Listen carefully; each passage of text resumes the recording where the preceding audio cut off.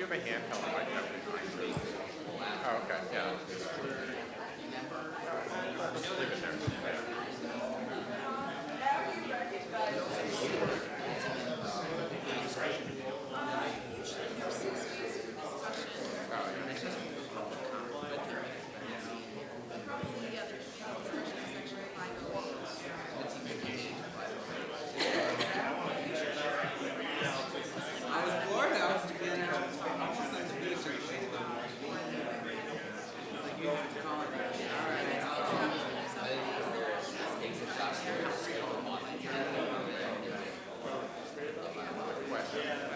With questions and answers.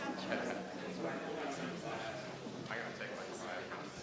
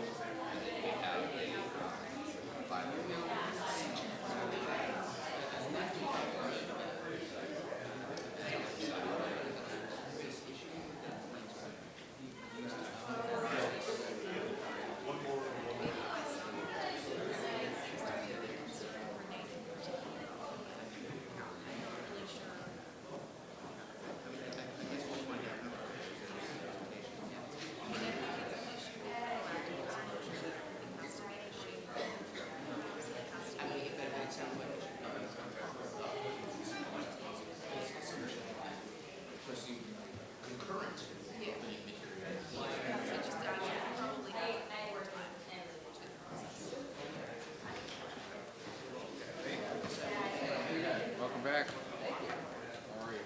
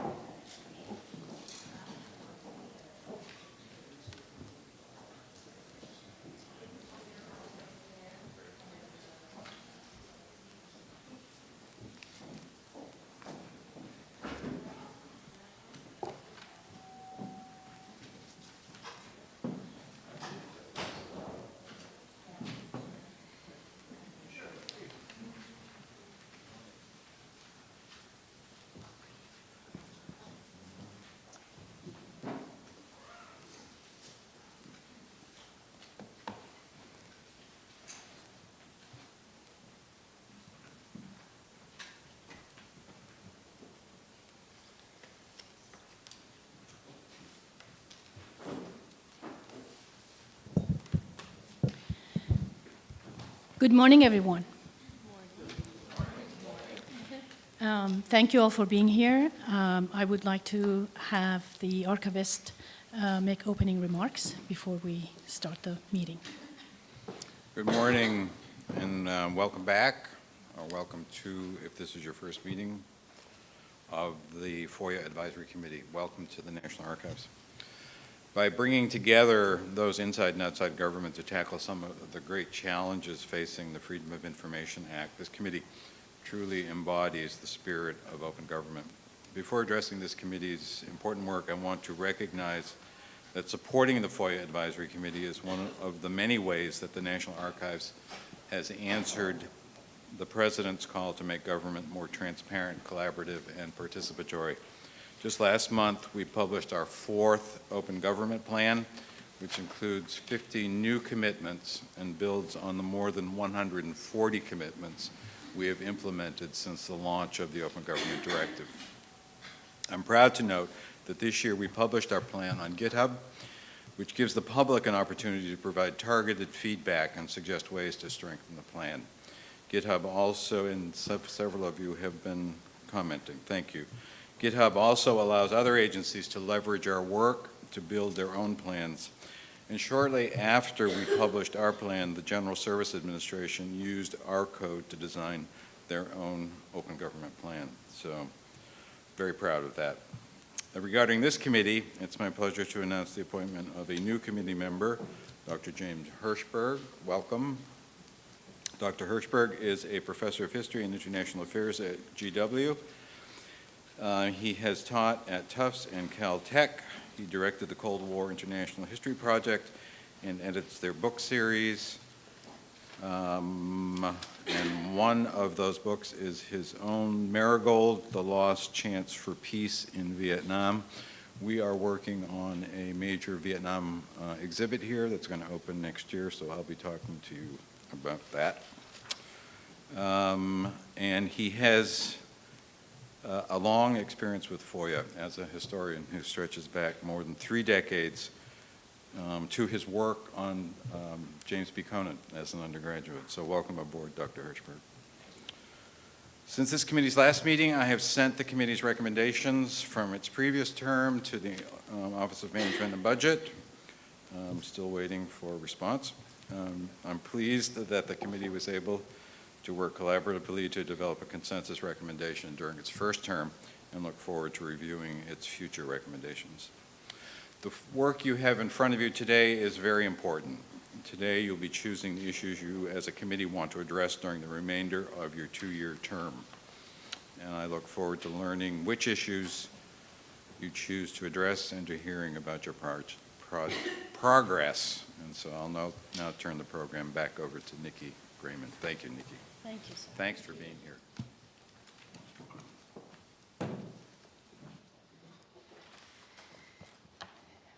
Good morning, everyone. I'm Nikki Gramian. Before I start, please pull the microphone to closer to you when you speak. A couple of the members on the phone expressed that they can't hear us, so make sure that you speak to the microphone. I'm the acting director of the National Archives and Records Administration's Office of Government Information Services. It's also known as OGIS. And before I start the meeting, I too would like to welcome our new member, Dr. Hirschberg, to the committee. We're very happy to have you, and welcome. As you all know, the committee brings together both government and non-government FOIA experts with vast and diverse experience to advise on and make recommendations to improve the FOIA administration throughout the executive branch. The committee also provides a forum for public discussions of FOIA issues and offers members of the public the opportunity to weigh in on administration of FOIA and their ideas for improving the FOIA process. We encourage the public to share their comments and suggestions for the committee in writing. To learn more about submitting comments for the committee, please visit our website at www.ogis.archives.gov. As a reminder, information about the committee, including members' background and bios, committee's documents, and also the public comments are all available on OGIS's website. We are videotaping this meeting, and we'll make the video, the transcripts, and also the meeting materials all available on the committee's webpage as soon as possible. The videos that we post on the committee's webpage need to comply with the American with Disability Act of 1990 and the amendments to the Rehabilitation Act of 1973. So before we post a video on the website, we must have the meeting transcribed and review the transcription for accuracy. We expect to have all of this meeting materials available on our website within 30 days. So I thank you in advance for your patience and understanding. Next, we will spend a few minutes introducing the committee members who are around the table and also participating by telephone. During the course of this meeting, for the record, please identify yourself by name and affiliation when you speak. We will begin with the members we expect to have on the phone, and I'll ask each of you to introduce yourselves and remind the group of your profession and also affiliation. Jill? Hi, I'm Jill Eggleston. I'm with U.S. Citizenship and Immigration Services, and I'm the Freedom of Information Act officer. Thank you. Margaret? Do we have Margaret on? Hi, I'm Margaret Koga. I'm on the faculty of the University of Denver Stern College of Law. Great, thank you. Now let's hear from those of you in the room, starting with the end of the table at my left. Please introduce yourselves and remind the group where you work. We'll start at the far end of the table actually to my right, beginning with Mitra. And then also we'll continue around and skipping me, of course, and ending with Dr. Hirschberg. Thanks, Nikki. My name is Mitra Abdullahi. I'm a staff attorney with the American Civil Liberties Union. And thank you for coming from California to attend this meeting. Yes. Good morning. I'm William Holzerland. I'm Director of the Division of Information Disclosure with the Food and Drug Administration's Center for Devices and Radiological Health for the balance of this week. Hi, I'm James Valvo with Cause of Action Institute. I'm counsel and senior policy advisor. Michael Bekesha, an attorney at Judicial Watch. Hi, Raynell Lazier. I am the FOIA manager at Consumer Financial Protection Bureau. I'm David Pritzker, a Deputy General Counsel at the Administrative Conference of the United States. Tom Sussman with the American Bar Association. Melanie Pastay, the Director of Office of Information Policy at Justice. Nate Jones, National Security Archive. Sean Moulton, Project on Government Oversight. Stephanie Carr, Office of Secretary of Defense and Joint Staff. Logan Perelman, attorney with the Department of Homeland Security. Morning, I'm Chris Knox, Managing Director with Deloitte Advisory. Ginger McCall, Department of Labor. Jim Hirschberg, I teach history at GW, and I've indeed been filing FOIA since I was an undergraduate 35 years ago. We're very pleased to see so many of you with an interest in FOIA here in the archivist's reception room today, and we welcome your feedback. To promote openness, transparency, and public engagement, we post the committee's updates and information to our website at, again, www.ogis.archives.gov, at our blog post, and also on Twitter. So stay up to date on the latest OGIS and FOIA Advisory Committee news, activities, and events by following us on Twitter. Our Twitter account is @FOIA_ombuds. We will take one 15-minute break halfway through this meeting at approximately 11:30, 11:45. During the break, you may wish to purchase food or drink from Charters Cafe, located 2 levels down on the ground floor, which is also where the restrooms are located. At the end of the meeting, we have set aside time for public comments. We look forward to hearing from any non-committee members who wish to comment at that time. We also welcome anyone to submit written comments to the committee at any time. With all of the administrative matters discussed, I would like to turn our attention to the approval of our July 21st meeting minutes. The committee members have had a chance to review a copy of the meeting minutes. Are there any corrections to the minutes? No? Okay, now we will entertain a motion to approve the minutes. Do we have a motion? Motion. Do we have a second? Second. All in favor? Aye. The minutes will be approved. Thank you. All right, so during our first meeting of the current term, there was a great deal of discussion about how compliance with the Section 508 of Rehabilitation Act might limit agencies' ability to post more records on their website, which has been released under FOIA. Thanks to Melanie, who made arrangements, we will now have 3 guests with particular expertise on Section 508 to tell us more about the law's requirements and also the agency's responsibilities. It is my pleasure to introduce Ms. Helen Chamberlain, government-wide Section 508 Training and Outreach Director from the General Services Administration, David Capozzi, the Executive Director from U.S. Access Board, and also Timothy Cregan, the Senior Accessibility Specialist, who's also from the U.S. Access Board, who will give us their 15 to 20-minute presentation.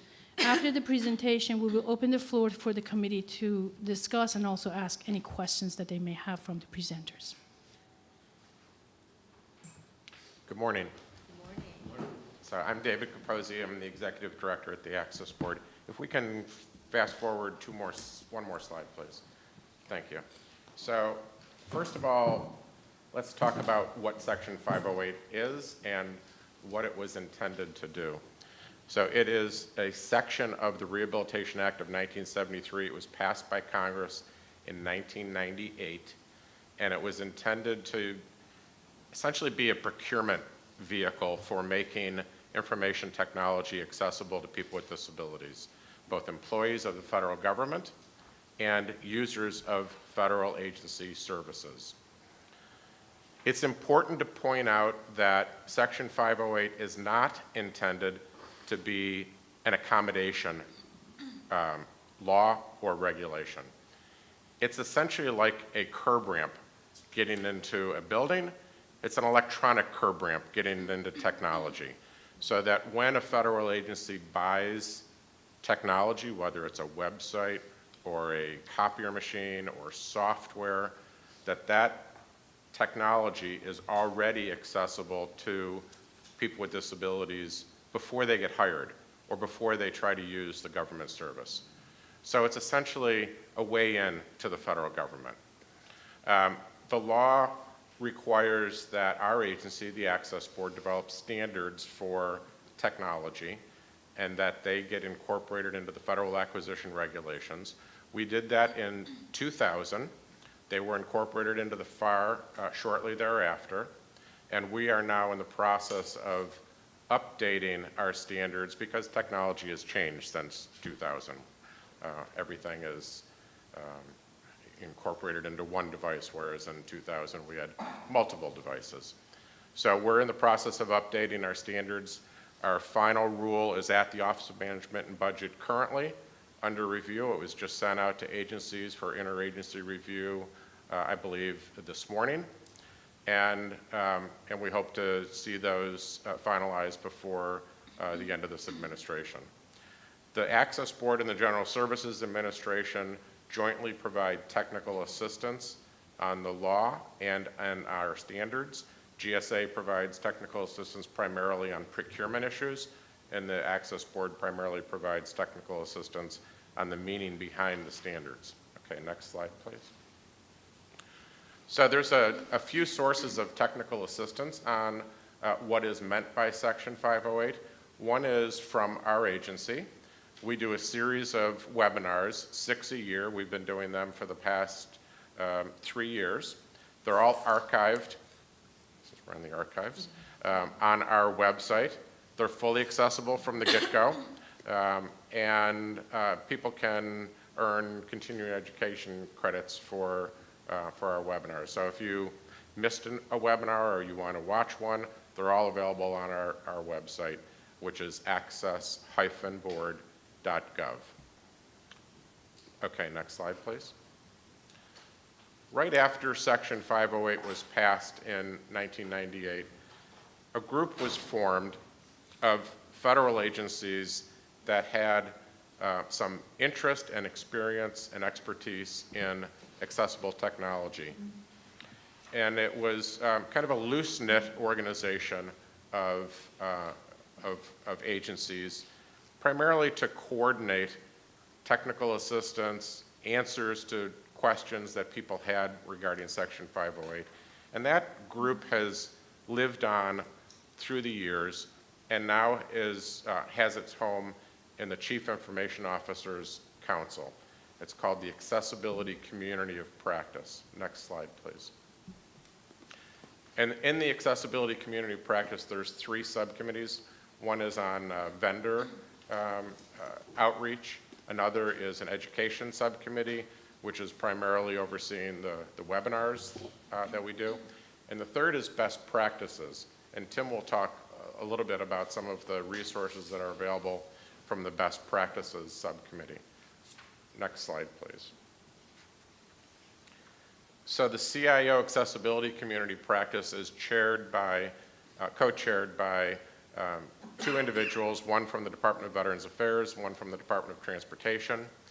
And it's a cross-section of agencies. Many of your agencies are probably represented on the Accessibility Community Practice. We meet on a regular basis to make sure that agencies are coordinated and that information that is needed for implementation is provided to agencies. And there's a rich amount of information on the website. It's cio.gov. And then if you look under groups, you'll see Accessibility Community of Practice. and there's a number of resources under that.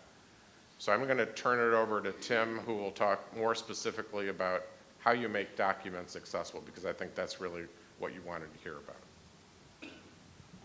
Thank you, David. Good morning, everyone. I'm Tim Cregan, a Senior Accessibility Specialist at the Access Board. And what I'm going to do this morning is give you sort of the very high-level view of accessible documents. So you have at least a passing familiarity with some of the things that are involved with making a document accessible. I will just say that before we begin this, David has mentioned Section 508 of the Rehabilitation Act. He's mentioned the law, and he's also mentioned the technical requirements. As he said, the Access Board has the responsibility for drafting and publishing the technical requirements. For those of you who are in the room, I happen to be holding up a copy of the Federal Register from December 2000. These are the Section 508 technical standards and functional performance criteria, which are the how you do this. These are also found on our website. I just wanted you to be aware that when we're talking today, everything that we're doing is dictated because of these technical requirements. A separate issue, which David has touched on briefly with regard to the CIO Council, is implementation. The 508 law, which is also found on our website, makes it very clear that there is a division of responsibilities. Although the Access Board has the responsibility for developing and promulgating the standards and guidelines and developing technical assistance with General Services Administration, we are only responsible for enforcing 508 within our own agency. Each agency of the federal government is responsible for establishing their own 508 program and establishing their own implementation of the law. People call us for technical assistance. We have technical assistance hotlines. We're always happy to answer questions, but we are not a Supreme Court on 508. We just give you our learned opinion, and then you have to make and justify your own decisions. Next slide, please. Okay, so the question we ask is, are documents covered by Section 508? And the reason we're saying current 508 is to distinguish it from the pending rule, which we have put out and which a lot of people are sort of conflating in their own mind. The proposed rule, which is not yet effective, versus what the actual current standards say. So our current standards do have a definition for E&IT, which is electronic and information technology, and that's covered in Section 1194.4, electronic and information technology, E&IT. And it says that it includes information technology and any equipment or interconnected system or subsystem of equipment that is used in the creation, conversion, or duplication of data or information. So what we look to is essentially documents or data or information. And that is what you're looking at when you're looking at accessibility. Also, one of the technical assistance sites, section 508.gov, which is administered by General Services Administration, has a section of frequently asked questions. And the question, subsection C.7.1 asks, must portable document formats, PDFs, that are displayed meet the Access Board standards? And the question is yes. So the question you would have yourself, okay, so what standards do we use? Next slide, please. All right, again, guidance for documents, we're talking about section 508.gov. And again, the laws that are involved are the section 508 standards. And as part of today's presentation, I'm also going to talk about another law, which is called the WCAG, WCAG. For those of you in the room, I'm holding up a copy of the WCAG 2.0 success criteria. It stands for Web Content Accessibility Guidelines, WCAG 2.0. I will say that in the proposed rule that we published on our website last year, we recommended that we adopt the WCAG 2.0 Web Accessibility Guidelines as the new standards for 508.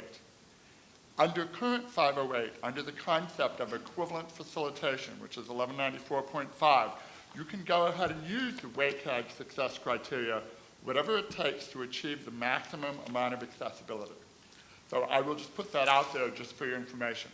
What I'd like to do is just move very quickly through this. So we're on section 508.gov. You have guidance for documents. There's a section on the page that's called best practices.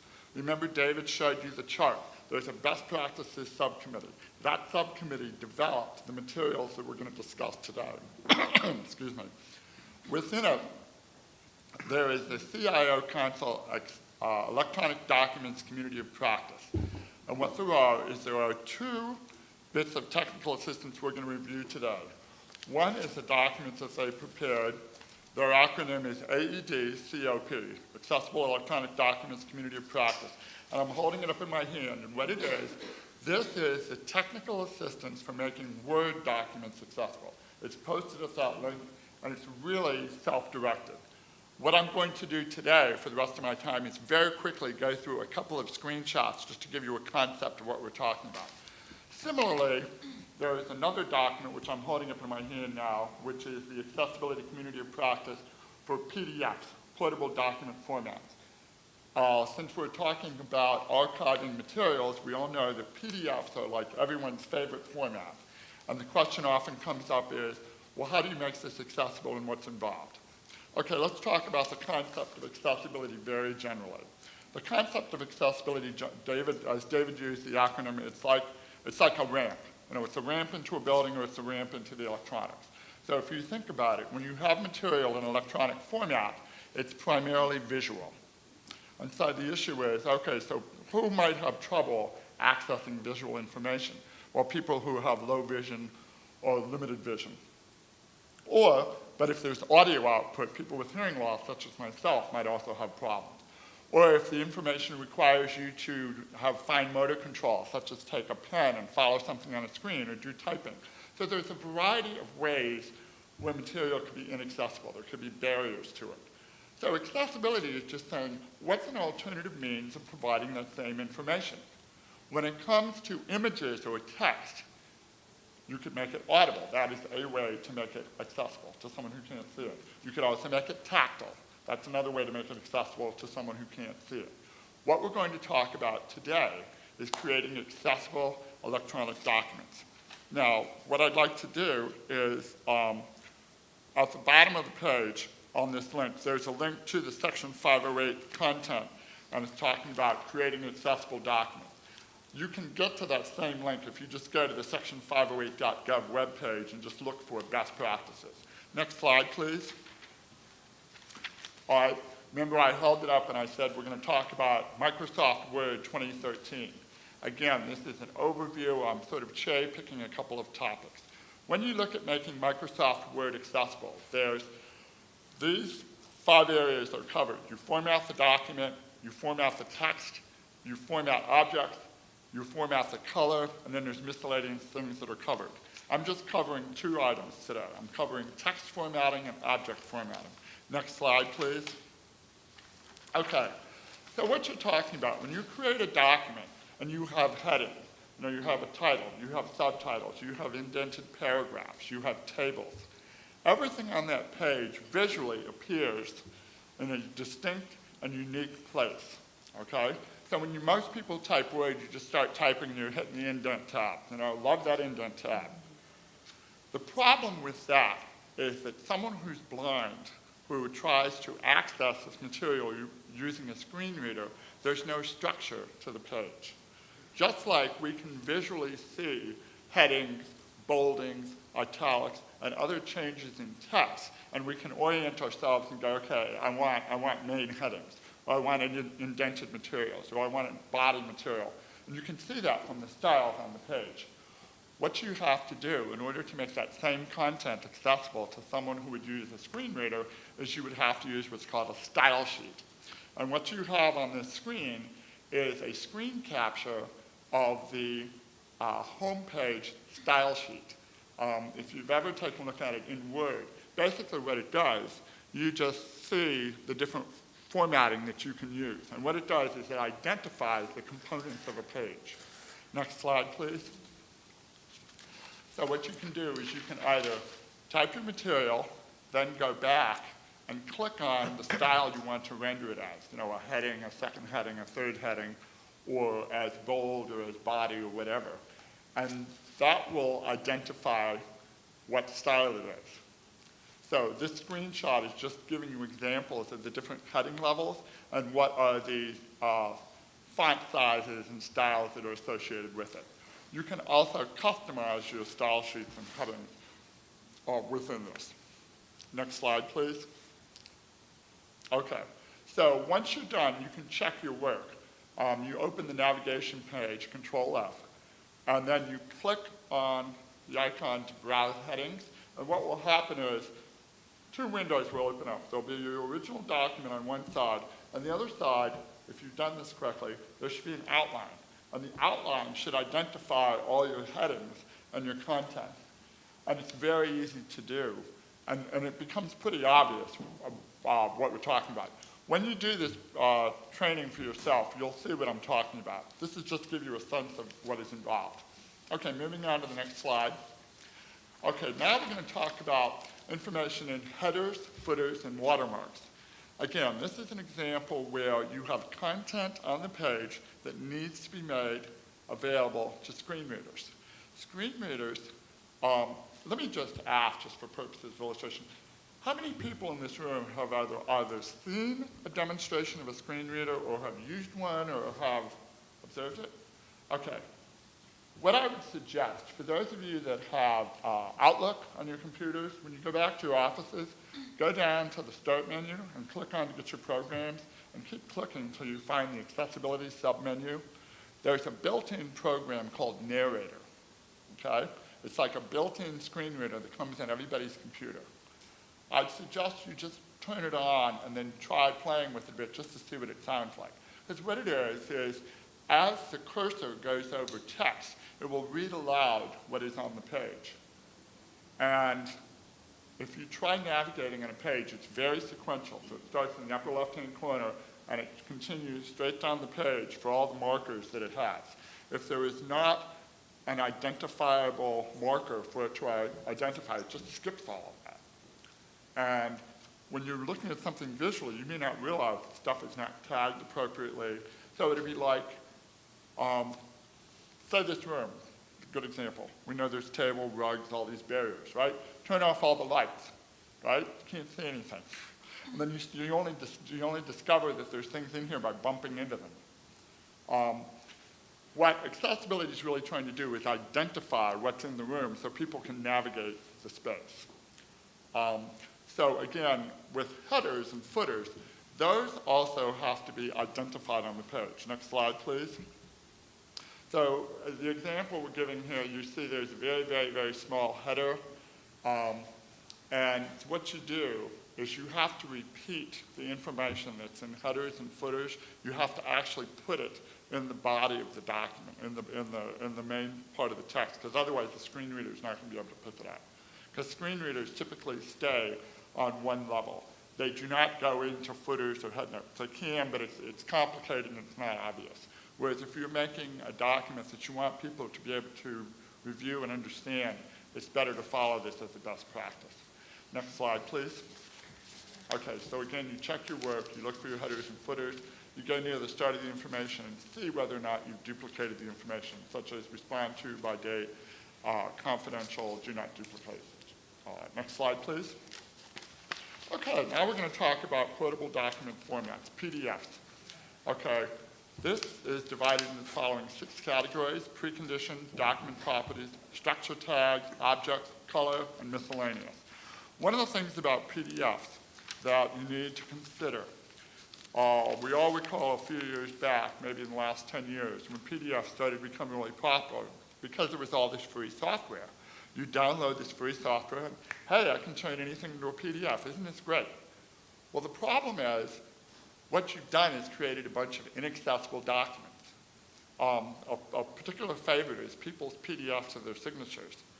For someone using a screen reader, unless it's tagged, it's going to be signed by blank. The content is not available. So in order to make it available, you have to structure the page. You have to structure the PDF. I will speak briefly at the end about some suggested products you can use. The point on this is I'm trying to say what the technology does so you can understand why it's so important to take these steps to make it accessible. Next slide, please. Okay, tagged PDF. Again, tagged PDF is it's similar to the concept we were just looking at about style sheets. It puts markers on the page so that someone using assistive technology will be able to navigate through that page. They'll be able to go, oh, this is a header. Oh, this is a topic sentence. This is the body text. This is an image. The image has an alt tag. The alt tag says that this is the agency logo of the National Archives, etc. So what you have to do, you have to tag the PDF, and what you can do is you go to your document, hit properties, hit description, and you have to see whether or not it has a tagged PDF. If it's not a tagged PDF, then you need to sort of kick it back to the author and go, nice try, you need to do this again. Next slide, please. Here's a screenshot of what this would look like. So when you've clicked on your properties and you're reading down, I know in circled in red, it's very small print, but basically it's telling you whether or not it's tagged. In this case, no. So moving on to the next slide. Okay, so screen readers rely on the tags as we talked about. What you can do is you're using Adobe Acrobat to create the tagged PDFs. And I'm mentioning that particular product because that is one of the few documents products which creates PDFs which is most commonly used to create accessible materials. So what you're doing is you're just basically following the steps here for creating your tagged PDF. So you've gone through the steps of view, show, hide, navigation pane, tags. Then you click Control, left click, and you expand all your tags and see what's there. And you select a tag to highlight the corresponding content on the page. And then if you don't see highlighting, then you turn on Highlight Content, and then you add the text that's needed. I'm going to go to the next slide. Okay, this is a screenshot of what I just talked about. So you see on your left is the structure of the document. This is an outline of what the assistive technology is picking up. And on the right-hand side, you see how you cut and attach some of the material to make sure that there's a corresponding tag that identifies that material. So there's a lot of back and forth in making sure that the tags are in a logical reading order. So if you have a list that goes from 1 to 10, you want to make sure that the tags are in that same order. The important thing is you're creating an accessible document, meaning that you're putting this purely visual document into an alternative format where it's accessible by screen readers. Now, what I will just do is in closing, this isn't on the slides because I was thinking of this afterwards. So one of the things that you guys are very, very interested in is you're very interested in the PDF format when you're producing responses to FOIA. And one of the things that happens is it may be that when you're producing a response to FOIA, you will have to redact or remove certain information. And when you do that, you specify the reason for the redaction, FOIA section that needs to be redacted. The good news is that Adobe Acrobat includes PDF redaction in their features. The bad news is you have to follow it, and you have to pay attention to make sure that it's accessible.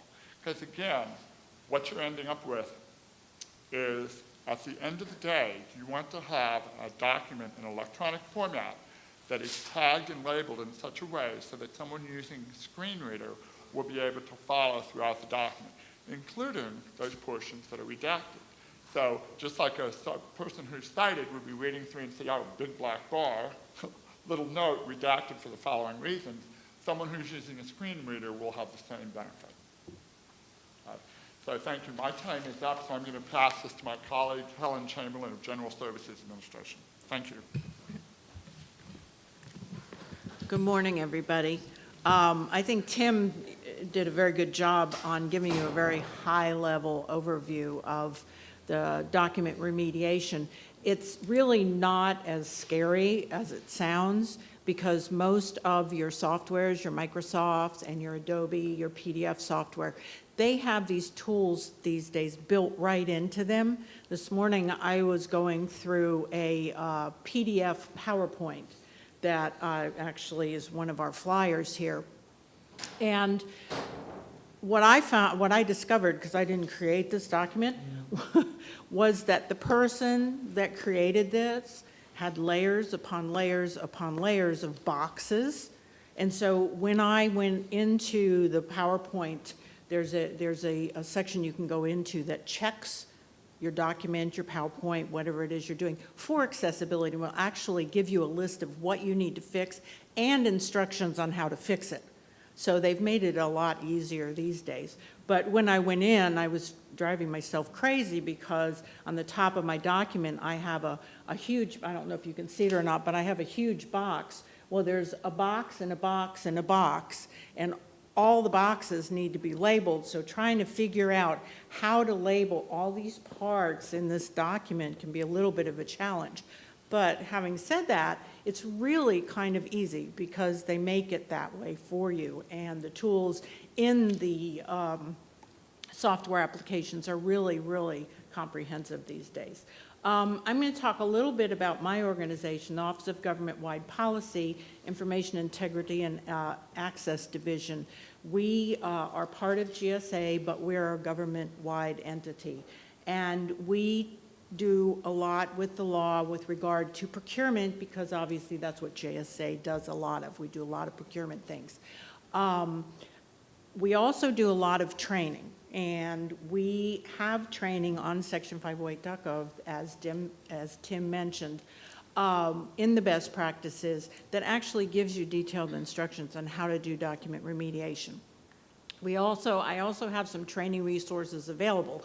So if you go back to your organization and you have people that are actually going to be doing the remediation, I have some business cards. Contact me, and I'll be more than happy to work with you to set up some training for your organization for the people that are going to be actually needing to either create or remediate this information and content before it goes on the web or goes out to somebody. One thing I wanted to talk about, and I was in a FOIA meeting, I think last year, where we had two gentlemen from GSA from the 18F, and they were talking about OCRing documents, which is optical character recognition. And we got into a conversation, and we were talking about things like, okay, what if somebody wants to read the Declaration of Independence or the Constitution? What do we do then? What if I get a handwritten letter in crayon from somebody that wants some FOIA information? What do I do with it? How do I post this out onto the website so that people with a screen reader can go out there and read something like this? And this is where the invention of the OCR has come in really handy, and it is moving forward and it is evolving, and hopefully at some point in time we'll be able to take a document like the Declaration of Independence or that letter written in crayon and put it through the OCR process, and it will come up with an accessible version that someone with a screen reader can read. It does this now to a point, but obviously it's still in its growing stage. And one thing I know that you were talking about having a repository containing information from all agencies and things like this. You don't have to get upset about the fact that, well, what if I can't do this? If it creates a type of an undue burden to be able to do it, that's something that you have to justify with your agency. A lot of agencies have processes set up for this type thing. The thing that you have to remember and you have to pass on, and this goes for government agencies as well as anybody outside of government, is that you're always responsible for providing an alternate means of access for whatever the information is that the person might want. And that goes down to even if somebody has to sit with them and read it to them. So, I mean, you're always responsible for that in some form. And again, this is where we come in, because we are providing technical assistance and we're there for everybody. And if you come to us with something, a problem or an issue, we'll do our best to help you, to find a solution for it. We partner with the Access Board to provide training. We're getting ready, as David was talking about, the new regulation that's going to be coming out. We're going to be redeveloping training. GSA just got a training contract in place, which we're going to graciously share with the Access Board so that we can have a comprehensive training program. What we rely on is information from all of you. So you're our customers, and we can't read your minds. So if you need something and you want something, again, contact us and tell us what your needs are and how we can solve them. Section 508.gov does a lot of that, but again, you're our customer, we're really close to it. If there's something out there that needs to be updated or isn't there that needs to be there, again, we need to know about it because we want to make all of the information and resources that we have accessible. And again, let's see, what else did I forget here? I think that's everything that I had to say. The screen reader that Tim was talking about is called JAWS. I don't know if anyone is familiar with it or has seen it, but if you want to, I believe you can download a demo copy of it for like 30 days to load onto your machine to actually play around with and see what a person who is visually impaired hears and sees and how they navigate with the keyboard. But the electronic content is probably the most important thing because everyone needs to have equal access. Thank you all for your presentation. I will now open the floor for the committee members to ask any questions that they have from the presenters and also raise any issues that they would like to discuss regarding the Section 508 compliance. Please. Please identify yourself. Jim Hirschberg, historian at George Washington University. I'm also associated former director of the Woodrow Wilson Center's Cold War International History Project. You're dealing with Word documents, it seems, in much of your presentation. I'm just curious, what is your approach, and I apologize if you're going over familiar territory since I'm new to this whole issue. How do you deal with historical documents that I assume would be in PDF, and then I guess you would have to optically scan, read them, turn them into Word files, and then go through that process? And is there some sort of automatic process that is not so labor intensive that it would delay release of historical materials in a serious way? Well, what I always tell people when I'm doing my training is that if, because I get asked a lot, well, we have to put this on the web right now. We can't wait. And I always say, well, if you absolutely positively have to or somebody's going to drop dead, then make sure there's a disclaimer when someone clicks on that link to tell somebody you are now leaving such and such. Number one, we're not responsible for the data on this website, or number two, this document has not yet been made accessible. Please contact so-and-so for an accommodation or something like that. Did you want to? Sure. The other thing I would want to discuss, following up on Jim's question, he's raising an issue of interpretation. Remember how I said that there's a Section 508 standards, and they say what they say, and the technical assistance guides you in a certain way. The question becomes one of interpretation, and what, for example, is the agency's interpretation of something. Let's hypothesize that you're responding to a request from somebody, and it contains personally identifiable information relative to that individual. Okay, so the question would be, what gets redacted, what doesn't get redacted. Let's say that some of the material that's included is something that is open to interpretation, such as X-rays. Okay, that's a question that comes up in 508 areas all the time. So you want to make an X-ray accessible. Okay, so what are we talking about here? Let's say we're talking about a physical film X-ray. All right, that's a visual image. It's inherently visual. The question is, what would you do to identify it as text? What do you put down for the text? And the answer would be, and this is where I'm getting to James' question, is it depends on what the purpose in that circumstance is and what the agency's mission would be. So if the purpose of it is just to say this is an X-ray and we're not interpreting it, so be it. If in the original context, it was interpreted and it was said, this is an X-ray of a left distal fracture of your radius. Okay, that's what would go on the alt tab. The point is, what the material is and how it's interpreted is really going to be up to the discretion of the agency. So remember how I said that each agency has to have their own policies, and you have to think about how you do this. In an earlier life, I used to do document review. And one of the things we ran into would be you would have 5 versions of what was apparently the same document, but it had marginalia, or stuff missing, or stuff redacted, or stuff blocked out. What was significant? Well, it depends on the context. What are you trying to prove? What does this indicate? What is it going to? Metadata is another area in that. What I would think is the kind of policies that you put in place when we review that type of material are the similar thoughts you need to have when you're thinking, how would I explain this visual element to someone? What would be the point that I would be trying to make to someone?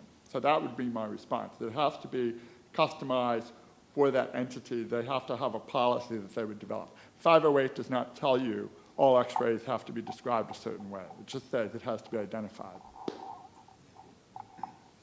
Question? Yes, please. Yeah, Tom Sussman. Two of the issues which are frequently discussed in FOIA circles and have been by this committee are proactive disclosure, and release to one should be released to all under FOIA, which contemplates large numbers of documents, large quantities of information being made available on the web by agencies. And we are frequently told that 508 stands in the way, is an obstacle to making that happen, because the burdens, the costs, the technology, the manpower. And I guess I'm seeing a little bit of a disconnect, because on the one hand, I'm hearing from you, either there's a technology that can do it, or if it's too great a burden, the agency can go ahead with a disclaimer. And yet I'm hearing from the other side, a lot of agencies and government people, oh, no, 508 keeps us from doing it. So I think that's really the question of the day. That would be the FOIA unit, not the agency. The FOIA personnel were making. They're not part of the agency? Yeah, they are. Yeah, I thought so. But I think some of the agencies have smaller number of FOIA officers, so.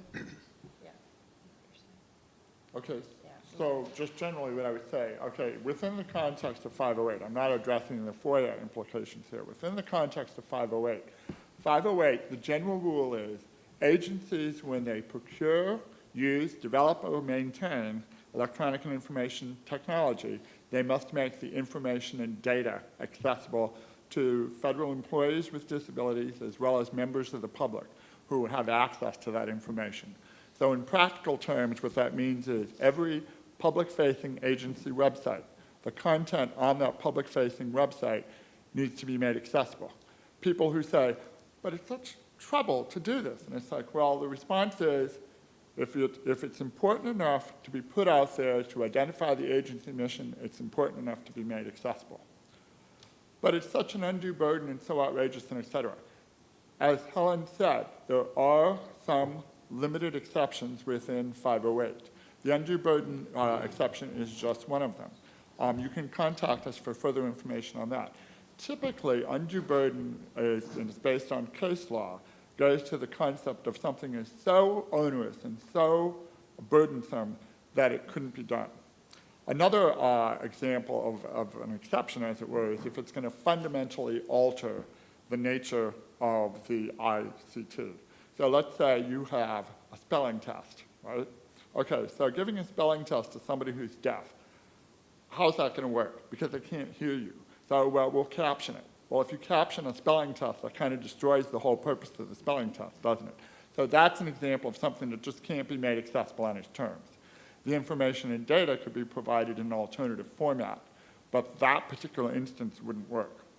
Now, if you're doing a huge data dump of something, let's say you have, I don't know, somebody asked for wheat production values from the 1940s, and they're 3 feet of paper documents. So then the question is, okay, In terms of reducing that to digital formats, you can scan it. Okay, and you could scan it using software to help you create the material accessibly. So what does that mean? Okay, so let's say that it's text. So the text is your easiest example. The text is just, what it says. It's words typed out, typographical words, let's say. That's your best case scenario. As Kellen talked about, the strategy of optical character recognition could do a vast majority of your work. Nevertheless, there's probably going to be some of that material which will need review because it isn't going to come through. So, on the other extreme, let's say you have a horrible situation where it's multiple layered tables. Again, 508 provides that tables should be identified with row and column headers so someone using a screen reader can identify where that is. Now, let's say that the agency says, okay, they could make a judgment call to say we're not going to post this material publicly, or we're only going to post publicly that material which we can make accessible, okay? Whereas the other material which is not accessible, we're not going to post it, but we'll provide contact information notices so that if someone needs it provided in an accommodation format for them, we could do that. So let's say that it has to be brailled, or a description of it has to be brailled. So my point here is that 508 is a requirement on agencies. The interpretation and how far you go really depends on the circumstances.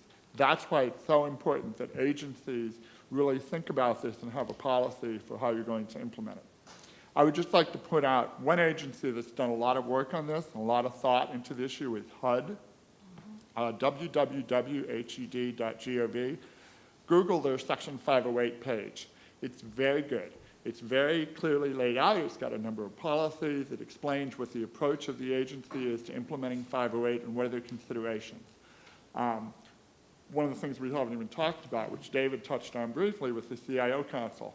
The reason that you need that kind of top-down leadership is because someone in the trenches who's creating the document, they might be creating it because they personally know about 508 and they understand that it's a requirement. But it's management that really needs to know, okay, systemically, this is what everybody's going to do. These are the approaches we're going to do. No more untagged PDFs. No more inaccessible material being posted every day, that kind of stuff. You need to create it in an accessible format. I realize that with old, historic, archival, non-documented materials, you're in a different situation. But that's no different from what you would face anyway, correct? If someone says, give me all your materials relating to a certain issue, and let's say that the contents that you have at your agency, let's say, one example we got from Internal Revenue Service was they said, people send us tax returns written on tissue paper. How do I make that accessible? Obviously I'm not going to duplicate the tissue paper, but what I have to do is I have to extract the material and present it in a meaningful way in an alternative format. But that's true no matter what the circumstance is. Let me just say, I just want to say one thing to address what you were asking about people saying, it's too much trouble. Every federal agency has a Section 508 coordinator or program manager. And they also have a Section 504 coordinator or program manager. Those people are the funnels that should be contacted. If you want to know who your coordinator is, you can go to section508.gov and we have a listing there. If you want more information or if you want us to assist you, you can contact me and I can help you get in touch with the proper people because I know it's an issue and I know I get the same thing outside of it even being FOIA. So, it's a unique situation. You have to deal with it one at a time because every agency does business differently, and that is one of the problems. Did you want to say something? Melanie Pastay from Justice. David, I thought your analogy of the curb ramp, the curb, making the curb a ramp was so helpful. And I just wondered if you could elaborate a little bit on that because that helped me visualize that, or yeah, maybe that's maybe it is a good use of term. It helped me understand sort of the purpose behind this is that it's not to post a notice that if you have accessibility issues, we'll do something for you. It's from the get-go, we're making sure that it's accessible.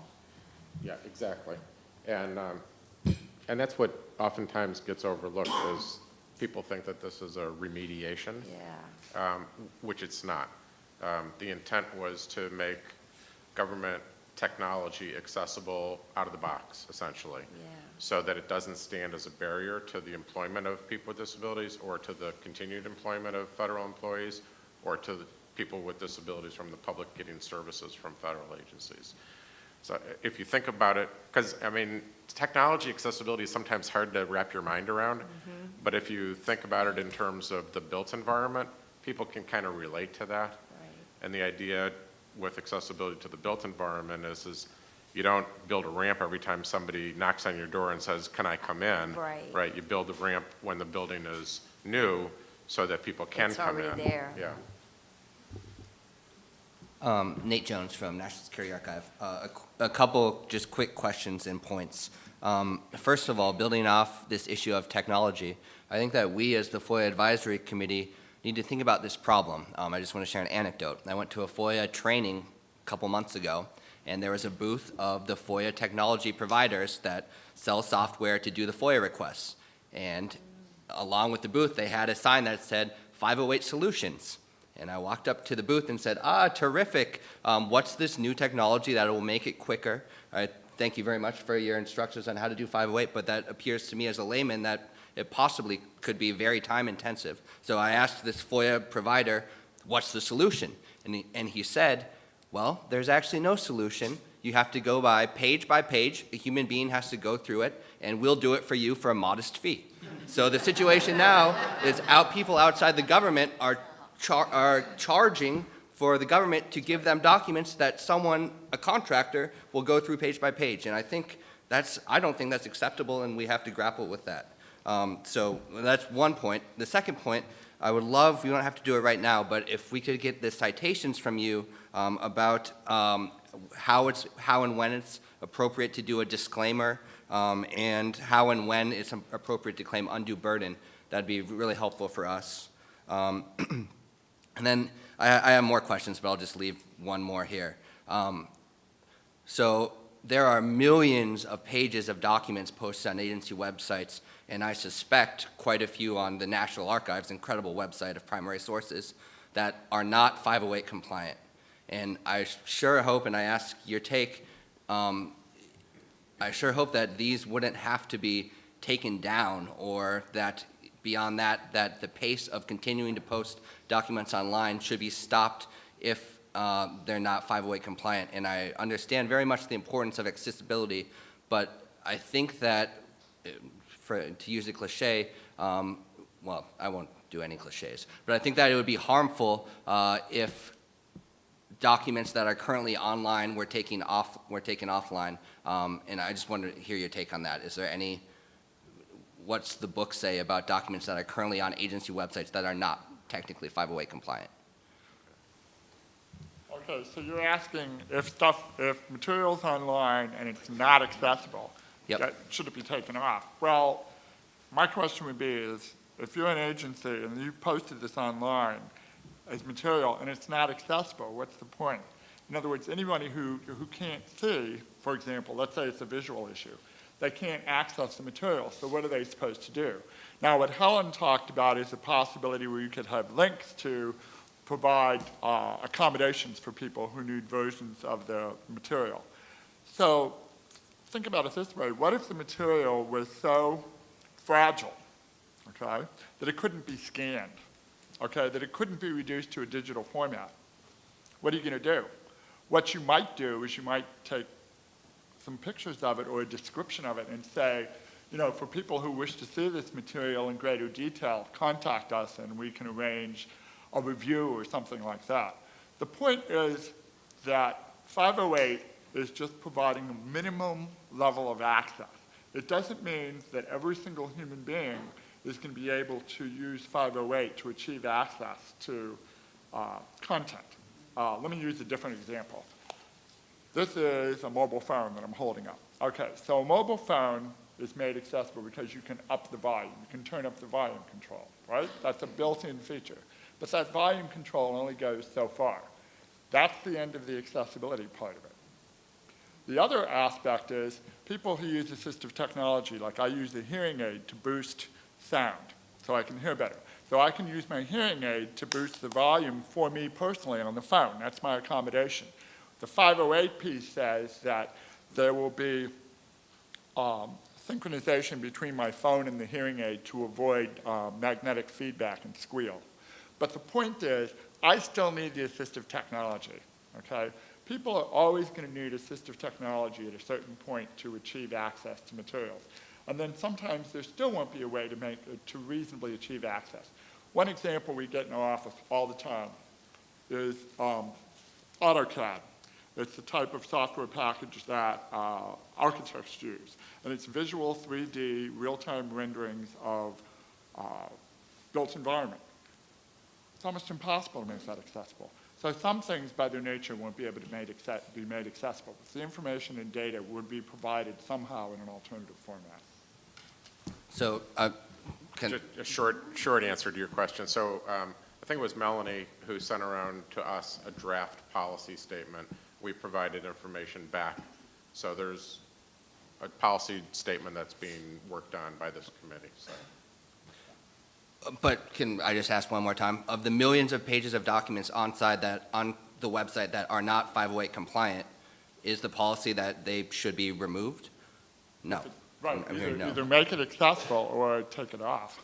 Can I strongly object to that? So,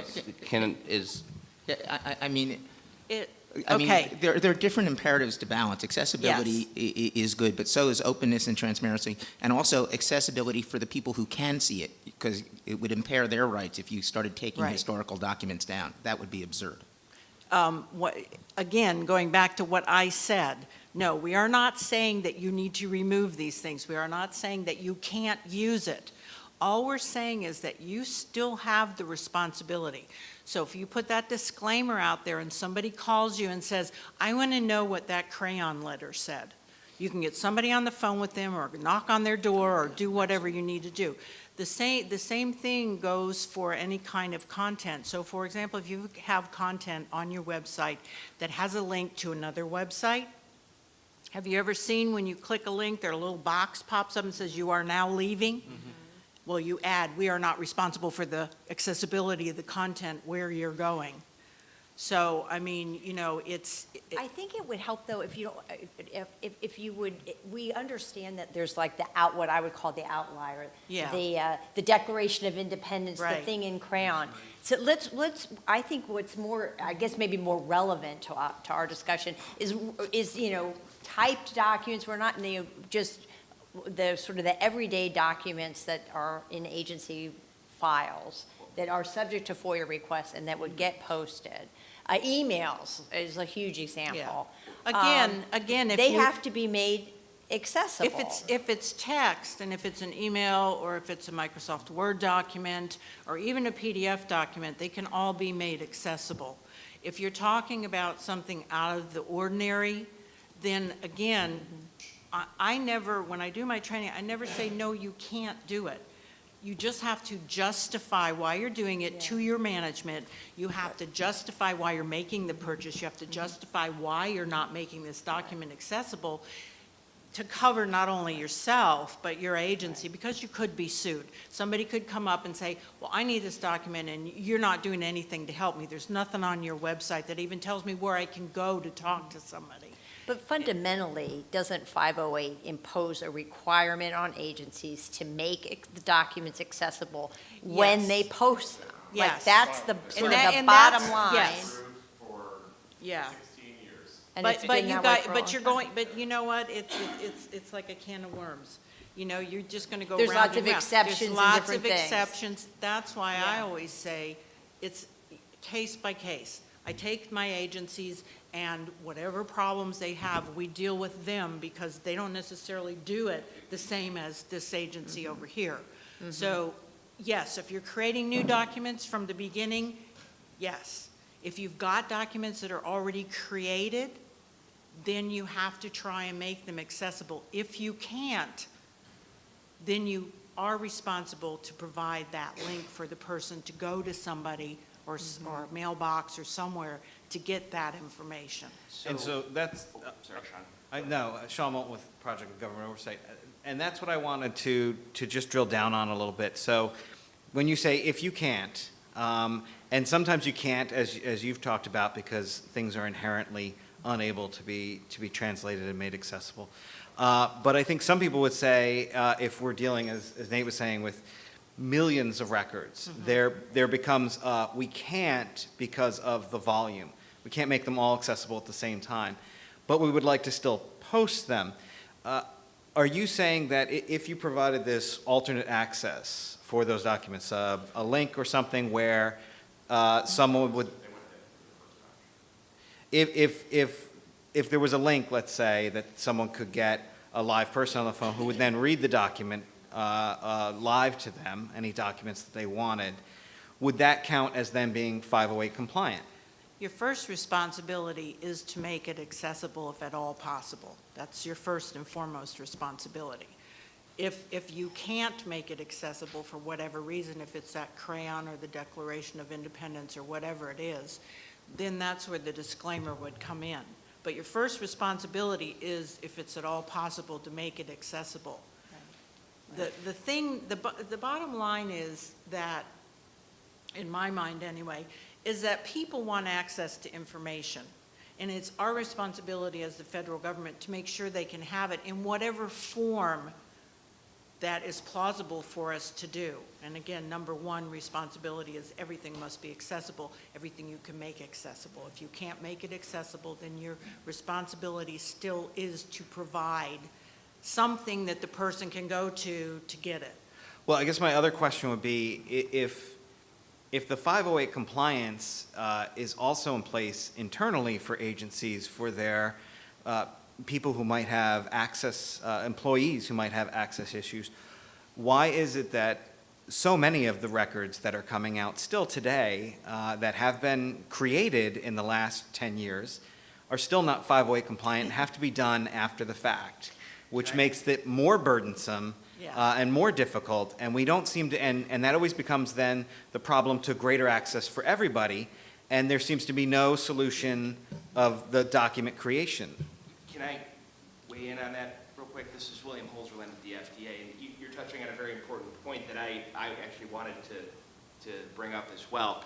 And I think this is a very important conversation that we have, and I thank you for sharing this guidance with the committee, particularly with our colleagues in civil society, so that we can collaborate on potential solutions so that these types of issues won't be a barrier for anybody, so we can make records accessible through FOIA and other means. But I'm sort of hearing two things here, which is that the responsibility to bake the compliance in from the beginning, from record creation, is really the primary responsibility, and then sort of that on an as-needed basis, we address other sort of one-offs or odd issues, old records, things that weren't created in a format that's conducive to making access an easy thing to address. But I think, Sean, to touch on what you mentioned at the end, one thing that we deal with at the Food and Drug Administration would be, in my center, applications from companies to legally market medical devices in the United States. So it's essentially unsolicited correspondence, right? And they can come in electronic form, paper form. Paper would be a little bit easier, and then we could scan it in and then make theoretically a record accessible. What about when you get an electronic application, a marketed device that is not created in an accessible form, and it arrives locked with password protected so that we can't change it, and these sorts of issues. And these records they can run into the tens and in some cases hundreds of thousands of pages. So we wrestle with the exact issue that we're talking about here, where we may make our best efforts to make the record accessible, but there may be significant resource barriers to doing so. So I'm certainly open to hearing any kind of ideas from any party that I can steal shamelessly. to employ at my agency so that we can make records accessible to the widest possible audience without doing what Nate suggests, and that, avoiding making them accessible because of this resource issue. Sure. Well, and Logan Perel from Department of Homeland Security, similar to Bill, I mean, there's this obligation to produce what we already have under FOIA, and the tension I'm seeing is, if I have a Word document, I now have to recreate the header. I'm now creating a new document, which is not our obligation under FOIA, this is the problem, right? I mean, we're modifying existing documents. He's got unsolicited correspondence. In my case, our agency deals with classified information, which is not on a system available to the public, so you're now changing computers, computer networks, and that just can create, a lot of issues. So it seems like these two things are in tension with each other, which is make available what we already have in the form and format it is, with the appropriate redactions and the codes applied that the statute allows us, and the other side, which is the side you guys are talking about today, which is make it available so everyone in any possible way can see it in that format. And I think what we recognize, or we're failing to recognize, is our agencies, at least my agency specifically, we don't create a lot of things, I think, with 508 in mind, which means when we come to FOIA, we're now dealing with thousands and millions of pages that are what they are, and then the question is, what do we do? And I think that's where we need guidance. Yes. Homeland Security. Yeah. Homeland Security probably has one of the better 508 programs. Bill Peterson is the person to talk to. I mean, they're one of the leaders in accessibility. So, left hand, right hand, there. We don't want to take up your entire meeting, but just a quick takeaway. I mean, I understand how you're struggling with document accessibility. Websites for the federal government have been required to be accessible since 2000. So this shouldn't be news to a lot of federal agencies. In terms of document accessibility, it is a relatively new area of focus. And I think when we come out with our final rule updating the 508 standards, you will see a lot more detailed discussion about how to and why about providing accessible documents. So, and now there's a lot more resources than there were before. In 2000, there weren't a lot of resources of how to make documents accessible. Now, Adobe has a built-in accessibility checker. That didn't exist before. So there is more resources available to make things a little bit easier. And I understand that people are going to struggle with it, and it's not always a binary yes/no answer. So I think one of the things I heard you say, this is Nikki Gramian, I heard you say was that now that individuals who are creating new documents are required to tag those documents, and I think something that you said was, if it's not, you'll send it back and say, this hasn't been tagged. we're not going to say. Does the FOIA unit need to send this back to the creator and say, sorry, you didn't tag this? I mean, I could see the head of the agency go nuts and say, excuse me. What, I mean, the creator of the agency, not the, yeah. The other thing about 508 is that it's part of a whole bunch of things you have to consider at the same time. I think you made mention, Nikki, there's also the FOIA responsibility. So think about it. When you respond to FOIA, if you were just doing, reproduction of photocopies, you just photocopy it, right? You redact what you need to redact and you send it off. You're not interpreting it, you're not explaining it, it's just here it is. And in a similar way, you have to balance that responsibility through the prism of 508. Remember when I talked about the whole issue with alt tags? That has nothing to do with FOIA, but the alt tag issue comes up because that depends on the circumstance. Is this being produced because I'm giving a diagnosis? Is it because I'm identifying what it is? Is it, where am I going on this? So there's a lot to be thought about the institutionalization of 508 and the materials. And like Helen and David and I have all been saying, We can share the expertise with you. We can point you in the direction of agencies that have particularly good policies, who've thought about this a lot. Homeland Security is certainly one of them. HUD is another, Social Security Administration. They all have thought about this a lot, and they put a lot of their guidance on the web. I want to thank you all so much. Yes. We knew that you'd get a lot of questions, and we appreciate it. We don't mean to have it be like a, coming at you from all angles. We really do appreciate it, because it's obviously, it's complicated. It's not easy. It's like you said, there's standards, there's gradations, there's just lots to it, and we really do appreciate you, your time, especially explaining it to us. Thank you. And do we have a copy of your slides so that we could post it on our website as well?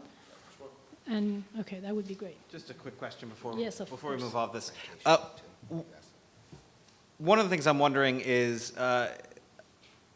if a document isn't, if a document's released to me in a FOIA request, obviously it doesn't have to be made 508 compliant.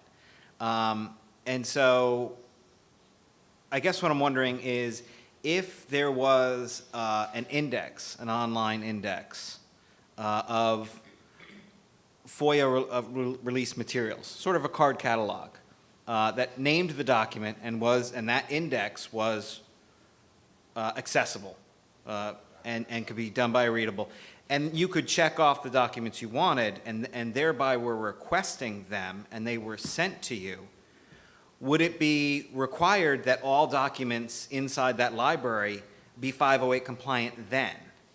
Or could they be made 508 compliant upon request?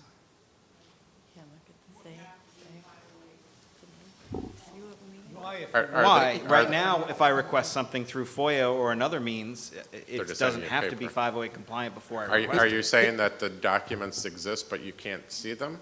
Or Yes.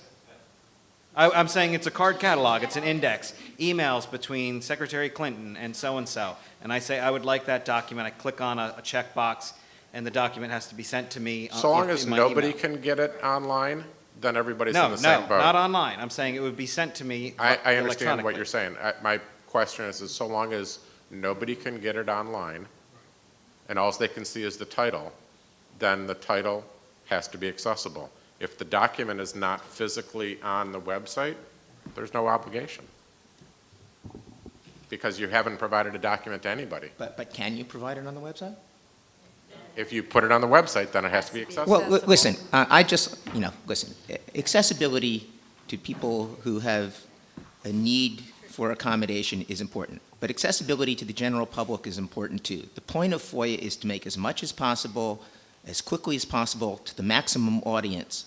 And following up on Tom's comment, again, I'm new to this issue, 508 should not be an excuse or a reason to delay release of material. And again, for recently produced material, there certainly should be an obligation to make it as accessible as possible in conformance with 508, especially since the law came into effect. But historians are waiting on material 50, 60, 70 years old and more. The CIA was created in 1947. We're still waiting for documents produced then. There's no reason why material that might be difficult or time-consuming or very costly, for which Congress might not have mandated funds to produce completely accessible versions of, there's no reason why material can't be put online while a good faith effort is made to make it more accessible. To use it to deny access to whatever percentage of people don't need the complete accessibility provisions really contradicts the whole point that the archivist was talking about, that the purpose of FOIA is maximum openness and transparency. It sounds like you all need to have some discussion amongst yourselves. We're trying. Well, I'm just talking for me as a historian. That's fine. We're trying to provide you with information about what the law requires. You have two laws, the FOIA Act and Section 508. They both stand on their face. And we provided you with some information about how to make documents accessible. You all sounds like you need to have some more discussion about the implications of both laws. Yeah, we appreciate you all coming and explaining it to us. Thank you. Thank you very much. Thank you very much. We can now, yes, of course. What's the OIP, or is it an OIP or a policy statement that was sent around that you're creating? Right. That was referred to? You know, that's an internal thing we're talking about, he's referring to. Internal to the Justice Department? Is that just justice? It's, he's talking. He let the cat out of the I bag. know. so you might as well explain it. Yeah. It's part of our drafting of the release to one, release to all policy. We're checking in with them, obviously, for that. Good idea. Anyone else has any questions? All right, we can now pause for a short break and resume. And resume in about 15 minutes. Please feel free to visit the Charters Cafe and also the restrooms on the ground floor, which is 2 levels down. Thank you. It was good. I knew people needed to hear it. Yes. You see, it's really complicated. Find some kind of balance. There's no easy answer. I know. It is. I mean, it's. It did seem that way, yeah. They pushed back on that. I saw it. Is that a, we can't do it? They're like, no. You go first, how are you?